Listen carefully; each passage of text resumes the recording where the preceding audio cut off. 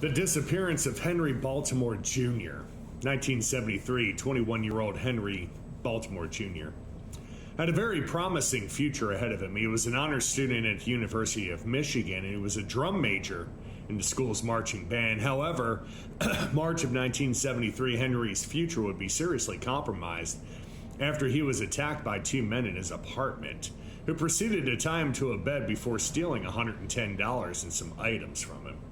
Even though Henry was reluctant to report this incident to the police, he finally did so at his father's urging.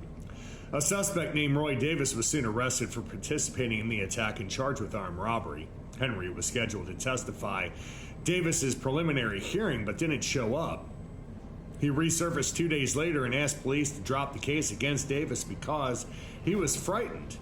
The cops refused and Henry's testimony was rescheduled. May 30th, 2 days before Henry was set to testify at Davis's arraignment, he mysteriously disappeared. According to his roommates, Henry had left the apartment to go to the library but never returned.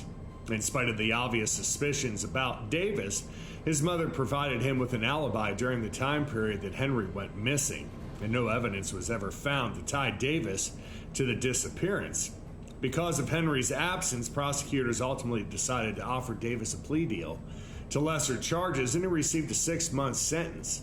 Authorities initially suspected that Henry had gone into hiding to avoid testifying, but even after Davis went to jail, Henry never did resurface, and this has been 40 years